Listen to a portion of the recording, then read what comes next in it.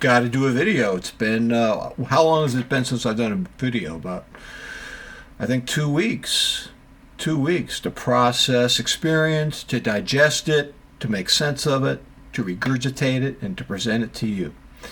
So, what was it? About 8 days ago, I went to a watch meetup with the Random Rob channel and his friends. And interesting, it's talked to Joe, talked to Todd, talked to James. You know what's interesting about watch? I was going to say guys, but I mean, I should say watch enthusiasts. We get together at Mimo's Watches in Long Beach, and yeah, we talk about watches, but I don't know, 20% of the conversation is about watches. About 80% is about other stuff. Talked a lot about movies and TV shows and Severance and Lost and Crazy Ex-Girlfriend and so on and so forth. A movie that I love, that I'm obsessed with, called World War Z, which I told my friends is a prophecy of COVID-19. So yeah, we talk. I think watch guys are just too smart to only talk about watches. So we did that. Rob had a. I don't mean to be morbid, but I'm just going to tell you the truth. Rob had a beautiful watch. I loved it. I loved it so much more than his Rolex sub. He had a Rolex sub about 3 years ago. He had a black dial Tudor Pelagos with the screw down crown on the left side. It's 42 millimeters. Perfect watch. At first, I thought you should put it on a strap, because I've been a strap guy lately. But actually, the bracelet's perfect. You know, the bracelet's one of those beautiful bracelets. You can just adjust it. You don't have to take links out or anything. Just keep it on the bracelet. I wasn't shocked that it was a perfect watch, because a couple years ago, Lee from New Mexico sent me his blue Tudor Pelagos, and it was clear that it was just perfectly made. And so I looked at Rob's watch. I was driving home, and I'm 63, and I don't I don't see myself having enough years left to justify spending. I assume I could get a used one for $3,500. I don't know. I can't speak for anyone but me, but I another watch just is an anxiety magnet for me right now, for this stage of my life. Everyone's different. I'm not telling you guys what to do. By the way, it's chilly here. It's sunny, but it's chilly here in LA. It's like 50 degrees, and I don't like it. I think I want to move to where did Rob say he likes to go? Naples, Florida. Yes, I was born in Florida, so maybe I'm just I'm a warm guy. So yeah, man, I hope Rob keeps that watch. You never know. People keep what they want to keep. Todd was there from Colorado. Now, last year I met Todd. He had this gunmetal Seiko LX. It was one of the most beautiful watches I've ever seen. He sold it, and now he has an MM300. Forgive me, I'm not supposed to touch my chin. All right, let's not touch the chin. All right, let's not touch the chin. You guys have been making fun of me for touching my chin, so I'm going to try not to. But then if I touch it, then you can see the watch while I talk. So I don't know. Anyways, let's try not to touch it. So yeah, he sold it. I was disappointed, but I'm not going to tell people what to do. He for whatever reason, he's more at peace with his MM300. He had a blue dial, but it wasn't the same as mine. I wore my blue dial. His was like a limited edition. It was like a darker, colder blue. Loved it. It looked good on him, but I do think that gunmetal LX that he had was a special timepiece. But man, I'm not going to tell a watch person what to do. So yeah, So yeah, I haven't made a video in a couple weeks. I was thinking maybe my watch madness has come to an end. All the watches in my collection are about 3 years old. I did have a Citizen that I sold 6 months ago. I haven't bought a watch in a long time, and I don't want to buy one now. Maybe the watch fever's over. Should I just make a humble brag video? No. Let me tell you guys something about me and my addictive personality. We had some really bad fires here in LA. I was about 20 miles away from them, and pretty scary. I mean, the air quality was horrible. I actually had to cancel. I was going to have Loco Moco at King's Hawaiian with my buddy Pedro. I had to cancel. I couldn't go outside. The air quality was making my eyes burn. It was making me cough. And it's so funny. During the fires, I started listening to live radio. I had one lousy radio. I used to have a huge radio collection before I got into watches. My blog, Herculage, Radio Lovers Can't Be Cured, was my obsession with radios. And as streaming devices came into play, I gradually got out of the radio hobby. But funny enough, during the fires, it reignited my passion for radios. And what did I do? I bought a Cadosin DX286 for my office, which I love. I bought a Texun PL880 for my bedroom, which I love. I bought a Texun PL660 for the kitchen, which I love. I bought a Sea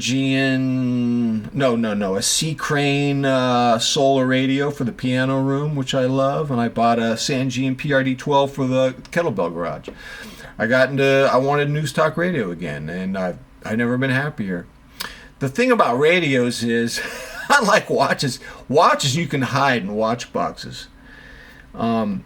Radios, once you fill your rooms with them, you're pretty much done. Unless you want your house to be a radio museum, which I don't think my wife and my twin daughters want to see happen. So, yeah, good luck with that. It's fascinating how, as an obsessive personality, you die to one thing, and then it just transfers to something else. It's like I'm a shapeshifter. It's just awful. So that's been going on. I got to give a presentation to my colleagues at the college on ChatGPT, OpenAI platforms. I guess today's been a big chaos in the ChatGPT OpenAI community. Stock markets, Nvidia's gone down because OpenAI platform from China. What's it called? DeepSeek. I think it's called DeepSeek. It's supposed to not require the big, explosive, sophisticated NVIDIA chips. I don't know what's going to happen with that. But I got to give a presentation. I'm probably going to post the presentation that sort of as a rehearsal on this channel. It's really about how do you, if you have writing assignments in your class, you might be in the humanities department, political science, history, psychology. What do you do when your students are all using something like ChatGPT? One of my A students last semester says, "Hey, McMahon, you realize we all use ChatGPT, don't you?"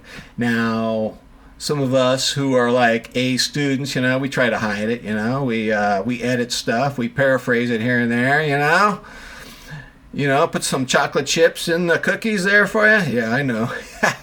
And it's a real challenge because when you're a teacher, you want to be useful and you want to be relevant. And what if ChatGPT says, no, you're no longer useful or relevant? So it's an existential problem. And as I look at ways for instructors to use writing assignments that might discourage ChatGPT, it's a huge challenge because I'll give you an example. You could assign a personal narrative because, ChatGPT is not going to be able to give a personal narrative. But if your class is really not a personal narrative class, if the student learning outcomes aren't geared toward personal narrative, if it's more argumentation, counter argument, rebuttal, then what do you do with a personal narrative? You can do some things. For example, in my critical thinking class, we write about Ozempic, GLP-1 drugs, and as a metaphor for how we become users of technology rather than individuals. And as users of technology, it puts into question our self-agency and our free will as we rely on technology to make changes for us.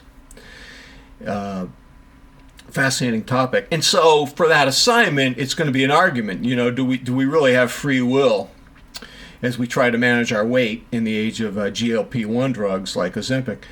And I can't have the whole essay be a personal narrative. I can have the introduction be a personal narrative. Right about a time you tried to lose weight, you went on such and such diet. And yes, I can do that. That might work. The other thing is you have them conduct interviews. ChatGPT cannot conduct an interview. So let's say we watch a documentary on Frederick Douglass. Well, I would have 5 study questions, and they would have to interview a classmate in class and answer those questions, and then synthesize those answers to those questions in paragraph form to give a presentation of how the person they interviewed reacted to the documentary on Frederick Douglass. I don't even know if that's foolproof, because they might be able to fake that too. You could probably do a fake interview with ChatGPT. But I'm gonna try to come up with some techniques.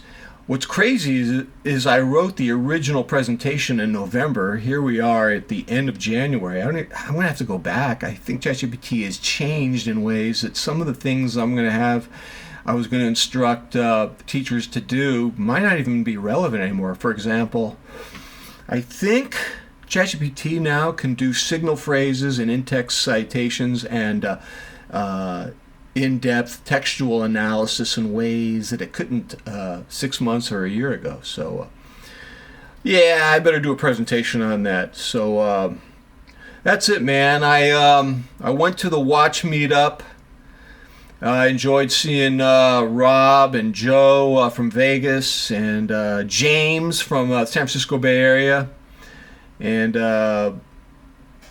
Literally, one of my daughters had a bad reaction to a COVID booster vaccine, and her twin sister and my wife went to Disneyland, and I had to go just wanted to hang out with my daughter. She got better, but she had the shakes, 101 fever for a little bit. But so I didn't get to stay at for the lunch at Gallagher's across the street from Mimo's. Didn't get to stay for that. Enjoyed it. It's, when you hang out with people face to face, it's a lot better than these parasocial scenarios that we do. But, you take what you can get in this world. So stop complaining, McMahon. I want to complain. I enjoy complaining. Yeah. So that's it, ladies. All right, I'm going to go pick up my daughters at high school. And maybe I'll try not to have another radio or watch in the house next time I make a video presentation. Tell me what you think of this presentation.